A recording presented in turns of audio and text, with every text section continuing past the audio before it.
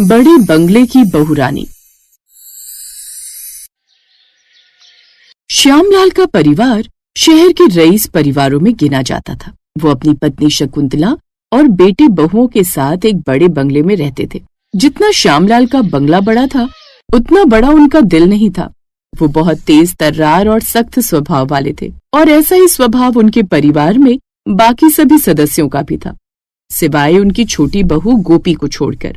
छोटी बहू गोपी एक साधारण परिवार से आई थी, इसलिए वो बहुत ही दयालु और मिलनसार स्वभाव की थी। घर के नौकरों और फैक्ट्री के मजदूरों के प्रति उसके मन में बहुत दया भाव था, पर उसके इस स्वभाव की वजह से उसे परिवार वालों से बहुत ताने भी सुनने को मिलते थे। गोदाम से कपड़े के सारे थान फैक्ट्री में आज ही भिजवाने हैं। माल निकलवा ले जाकर। मालिक, आज 2 नौकर छुट्टी पर हैं। मैं फैक्ट्री से अकेले ही आया हूँ।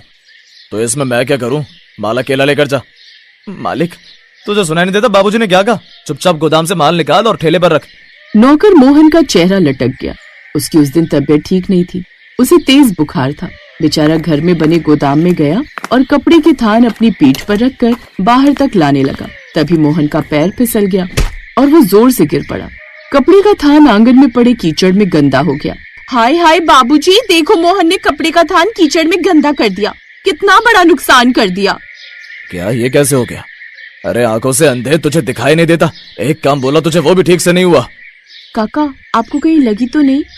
गोपी, क्या कर रही हो? दूर हटो। नौकरों को ज्यादा दया दिखाओ तो सिर पर चढ़ जाते हैं। मैं देखती हूँ कि तुम हर समय ये घर और फैक्ट्री के नौकरों पर जो दया भाव दिखाती रहती हो। मुझे तुम्हारी आदत बिल्कुल अच्छी नहीं लगती। और तुम इस बड़े बंगले की बहू हो। एक अमीर पैसे वाले खानदान में तुम्हारी शादी हुई है, फिर भी तुम्हें समझ नहीं है कि इन गरीबों को ज्यादा मुंह लगाना ठीक नहीं। बाबूजी, देखो आपकी छोटी बहू को इन नौकरों पर कितनी दया आती है। इसने हमारा नुकसान कर दिया और ऊपर से इन्हें दया दिखा रही है। देख मोहन, तूने जो नुकसान किया है उसकी भरपाई तेरी तनख्वाह से ही होगी। अब अगले महीने जो तुझे तनख्वाह मिलेगी उसमें से मैं स्थान के पैसे काट लूंगा। बाबूजी, मोहन ने इस महीने 2 छुट्टी भी ली है, उसके भी काट लेना। ठीक है, तो इसकी तनख्वाह से पूरे 2500 रुपए कटेंगे। मोहन बुखार में तपा हुआ सारा माल ठेली पर रखकर फैक्ट्री पहुंचता है। गोपी, तुम्हें कितनी बार कहा है तुम इन नौकरों की तरफदारी करना बंद कर दो। मैं जब फैक्ट्री से लौटा तो मुझे सारी बात पता चली। तुम्हें क्या जरूरत थी मोहन पर दया दिखाने की? तुम्हारी वजह से मुझे भी सुनने को मिलता है आज के बाद तुम किसी नौकर की मदद नहीं करोगी। पर सुनील ने गोपी की बात अनसुनी कर दी और गुस्से में कमरे से बाहर चला गया। घर में काम करने वाली नौकरानी ने गोपी को बताया कि मोहन के घर की हालत बहुत खराब है। उसकी बात सुनकर गोपी को मोहन पर तरस आ गया और फिर वो अगले दिन चुपचाप मोहन के घर पहुंची। छोटा सा टूटा फूटा मकान और कोने में पड़ी मोहन की बीमार पत्नी। अरे बहू रानी, आप यहाँ? अगर मालिक को पता चला तो मेरी नौकरी चली जाएगी। मोहन काका, बाबूजी को पता नहीं चलेगा। ये दवाइयाँ ले लीजिए और ये कुछ पैसे भी हैं। पत्नी बच्चों के लिए दूध, फल और खाने का सामान ले आना। बहू रानी, आप तो भगवान हैं हमारे लिए। मालिक तनख्वाह काट लेते हैं मगर आप हमें जिंदा रखती हैं। बहू रानी, आप बड़े बंगले वाली हो, पर आपका दिल बड़े बंगले से भी बहुत बड़ा है। भगवान आपको खूब खुशियाँ दे। गोपी रोज छिपकर मजदूरों की मदद करती रही। किसी के बच्चों की फीस भरती, किसी की दवाई खरीदती, किसी के घर राशन भिजवाती। फैक्ट्री के सभी मजदूर पीठ पीछे गोपी की बहुत अच्छाई करते थे। छोटी बहू रानी तो मानो साक्षात देवी का रूप है। एक तरफ बड़े बंगले में रहने वाले मालिक और परिवार के बाकी सब लोग इतने स्वार्थी हैं, और एक तरफ छोटी बहू रानी कितनी दयालु और मददगार है। सही कह रही हो कमला बहन, छोटी बहू रानी हम सबकी बहुत मदद करती है, वरना मालिक तो हमसे काम भी लेते हैं और तनख्वाह भी पूरी नहीं देते, ऊपर से जुल्म और करते हैं। भगवान छोटी बहू रानी को हमेशा खुश रखे, हम तो बस यही दुआ करते हैं। लेकिन ये सब ज्यादा दिन तक छुप नहीं सका। बड़ी बहू सुधा को गोपी के बारे में सच पता चल जाता है और वो सीधी अपने सास ससुर के पास जाती है। माँ जी, बाबूजी, आपकी छोटी बहू खुले हाथों से फैक्ट्री के नौकरों पर पैसा लुटा रही है। आपसे छुपकर उनकी मदद कर रही है। ये क्या गोपी, ये सब सच है? इसकी चुप्पी में ही इसका जवाब छुपा है। ये घर के नौकरों की मदद कर रही है। गोपी जानती थी कि उसका सच सामने आ गया है, इसलिए उसके पास चुप रहने के सिवा कोई और रास्ता नहीं था। घर में सबने गोपी को फटकार लगा दी और उसे सख्त मना कर दिया कि अब गोपी कभी भी किसी मजदूर की मदद नहीं करेगी। कुछ दिनों बाद सेठ श्यामलाल को एक बहुत बड़ा ऑर्डर मिला, जिसे लेकर वो बहुत खुश थे। सारा तैयार माल फैक्ट्री में ठीक से रखवा दिया ना, क्योंकि 2 दिन बाद माल भिजवाना है। जी बाबूजी, सारा रखवा भी दिया और अच्छे से ताला भी लगा दिया। वैसे बाबूजी कुछ भी कहो, हमें ये ऑर्डर जो मिला है उससे इस साल की दिवाली में 4 चांद लग जाएंगे। फिर तो मैं दिवाली की ढेर सारी शॉपिंग करने वाली हूँ। बाबूजी मैं तो पहले ही कह देती हूँ, जो भी कमाई होगी उसमें से मुझे आप अच्छा खासा नेक दे ही देना, ताकि मैं अपने बच्चों और अपने लिए दिवाली पर बढ़िया से उपहार खरीद सकूं। चिंता मत करो बहू, इस ऑर्डर से इस बार तो क्या, अगले कई साल तक की दिवाली हमारी धूमधाम से बीतने वाली है, क्योंकि इस ऑर्डर के बाद हमारा काम और बढ़ जाएगा। सच में घर में कितनी बड़ी खुशी की बात है, आप सबको इतना बड़ा ऑर्डर मिला है। घर में सब बहुत खुश थे। कहीं न कहीं गोपी भी परिवार की खुशियों में खुश थी, पर उसी रात फैक्ट्री में आग लग गई, जो इतनी बढ़ गई कि फैक्ट्री में रखा हुआ सारा तैयार कपड़ा जल गया। सारा माल जल गया, कुछ भी नहीं बचा।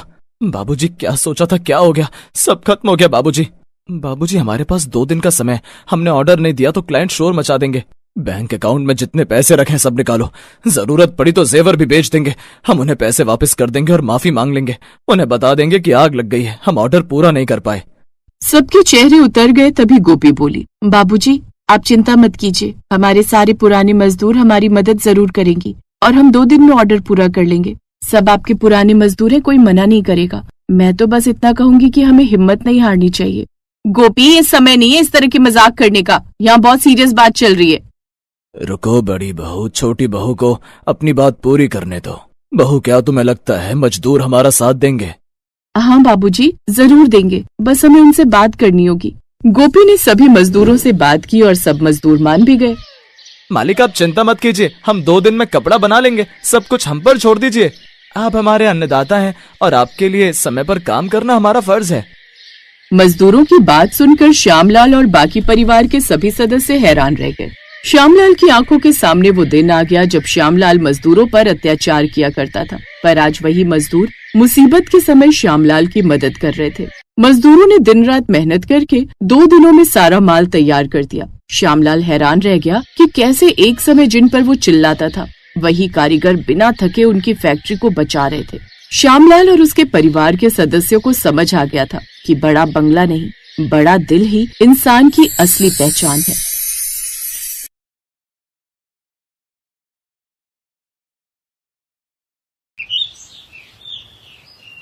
उत्तर प्रदेश के मिर्जापुर गांव में रहते थे चौधरी वीरेंद्र सिंह। गांव में उनका दबदबा था, लेकिन उनकी सबसे बड़ी दुश्मनी थी पास के गांव के शेखरलाल से, जिसकी वजह से 20 साल पुरानी जमीनी रंजिश, जिसमें एक झगड़ा इतना बढ़ा कि दोनों परिवारों ने कसम खा ली कि उनकी औलादें कभी एक दूसरे का नाम तक नहीं लेंगी।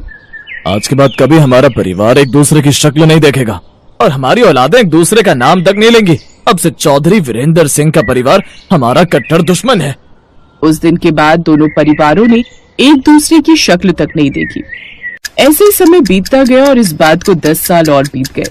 और फिर एक रोज शेखर सिंह की हार्ट अटैक से मौत हो गई थी। उसकी पत्नी कपिला ने जैसे तैसे खुद को संभाला। ऐसे ही समय बीता। कपिला के 3 बच्चे थे। सबसे बड़ा बेटा गौरव, फिर छोटा बेटा कवि और सबसे छोटी प्रीति।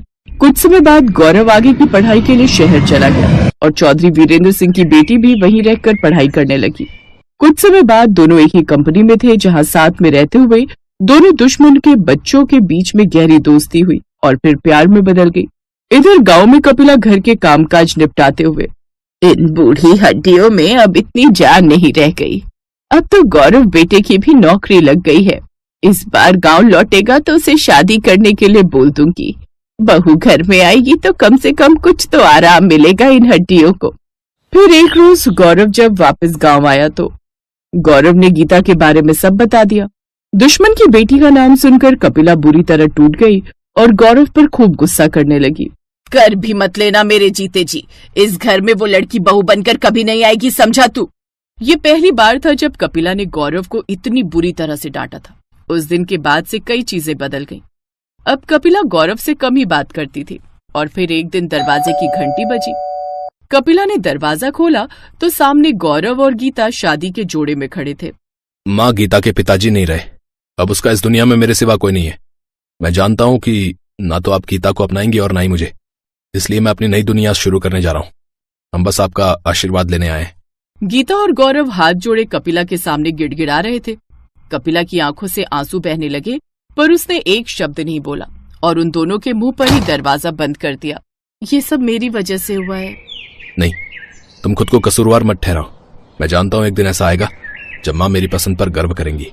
गीता और गौरव वहाँ से चले। दरवाजे के पास खड़ी कपिला उनकी बातें सुनती रही और फिर वो जोर जोर से रोने लगी। ऐसे ही कई साल बीत गए।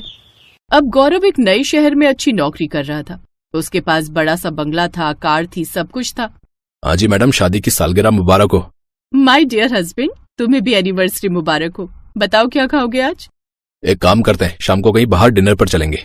अभी बढ़िया सा हलवा बनाते हैं और उसको खाते हैं। किरण, ओ किरण, क्या है? आपको चैन नहीं है क्या? हर 5 मिनट में मेरा ही नाम जपती रहती हो। अरे इतना जप अगर भगवान के नाम का करोगी तो स्वर्ग मिलेगा। बहू गुस्सा मत कर, थोड़ा सा हलवा बना ले, बहुत मन कर रहा है खाने का। मेरे पास दुनिया भर के काम है, ठीक है ना? एक तो आपकी बेटी किसी काम की नहीं है, सारा दिन तुम दोनों की सेवा में ही निकल जाता है मेरा। तो अपनी फरमाइशें जरा बंद करो, समझी? किरण मुंह घुमाकर वहां से चली गई और कपिला उसकी बदतमीजी देखकर हैरान थी। गौरव के घर छोड़कर जाने के कुछ ही महीनों बाद कपिला ने कवि की शादी करा दी थी। उसने किरण को खुद पसंद किया था, लेकिन शादी के बाद किरण के तेवर देखकर अब कपिला के पास सिवाय पछतावे के कुछ और नहीं था।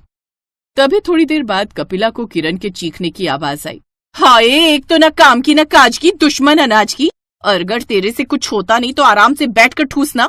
कितना महंगा गिलास फोड़ दिया, अपने घर से लेकर आई थी मैं दहेज में। चल अब हट यहाँ से, लूली कहीं की। भाभी, मैं तो बस पानी पीने आई थी। मत आया करो देवी जी, हमें आदेश दिया करो, हम पहुंचा देंगे आपके बिस्तर तक। अरे तेरे इस दिव्यांग कोटे का सबसे बड़ा दुख तो मैंने ही झेला है। मेरा पति बेचारा कमा कमा कर मरा जा रहा है और ये यहाँ बर्तन तोड़ रही हैं। इसी तरह अगले दिन। भाभी, एक रोटी और मिलेगी? हाँ हाँ, क्यों नहीं, हलवाई बैठे हैं ना यहाँ जो तुम्हें 56 भोग खिलाएंगे। ये कैसी बात है किरण, वो बेचारी बस एक रोटी ही तो मांग रही है। अच्छा, तो आप क्यों नहीं बना देती उसके लिए रोटी? क्या यहाँ सबका पेट भरने का जिम्मा मेरा और मेरे पति का ही है क्या? तू कब तक ऐसे बैठा रहेगा, कुछ बोलता क्यों नहीं? क्या बोलूं मैं? अरे एक रोटी कम है तो क्या हो गया? अब किरण बेचारी फिर से रोटी बनाए क्या तुम लोगों के लिए? माँ, तुम भी ना अभी इतनी बूढ़ी नहीं हुई हो, कायदे से घर का काम तुम्हें भी करना चाहिए। जैसे कवि ने ये बात कही तभी दरवाजे पर कुछ गिरने की आवाज आई। सभी ने दरवाजे की तरफ देखा। वहां गीता और गौरव मिठाई का डिब्बा लिए खड़े थे जो अब जमीन पर पड़ी हुई थी। सारी बातें सुनने के बाद उनका मुंह खुला का खुला रह गया। माँ, इतना सब कुछ हो रहा है आपके साथ और आपने एक बार मुझे नहीं बताया। अरे मैं तो मिठाई लेकर आया था, लेकिन मुझे क्या मालूम था कि आपके अपने ही घर में आपके और मेरी बहन के लिए इतनी कड़वाहट है। ये क्या बोल रहे भैया? एक शब्द नहीं बोलेगा तो, समझा? गौरव ने अगले ही पल उन्हें साथ में कार में बिठा लिया। फिर घर पहुंचकर, गीता, माँ और प्रीति का कमरा रेडी कर दो। जी बस अभी करती हूँ। ना, जाओ जाकर नहा लो, मन हल्का हो जाएगा। थोड़ी ही देर बाद कपिला और प्रीति नहाकर आ गए और फिर खाने की मेज पर। प्रीति, ये लो हलवा, तुम्हें पसंद है ना? और माँ जी, ये आपकी तुरई की सब्जी, आपको अच्छी लगती है ना? सुबह जब वो और प्रीति उठी तो देखा गीता उनके सामने एक ट्रे लेकर खड़ी थी। माँ जी, चाय में शक्कर कितनी डालूं? गीता की बात सुनकर कपिला उस दिन को याद करने लगी जब उसने अपनी बड़ी बहू को पानी तक नहीं पूछा था और उसे दरवाजे से ही लौटा दिया था। तभी गीता ने कहा, माँ जी, आप आराम से चाय पीकर और तैयार होकर नीचे आ जाना। और प्रीति, तुम शाम को तैयार रहना। पर भाभी, किस लिए? तुम्हारे भैया ने खूब सारे पैसे दिए हैं, कह रहे थे कि प्रीति को ब्यूटी पार्लर ले जाओ और जरा सुंदर सी बना कर लाओ, तो आज हम दोनों मौज मारेंगे। मैं गलत थी, मेरा गौरव सही था, मुझे माफ कर दे बहू। दरवाजे पर खड़े हुए गौरव की आंखों में खुशी के आंसू थे और अपने रिश्ते निभाने वाली पत्नी पर वो गर्व कर रहा था।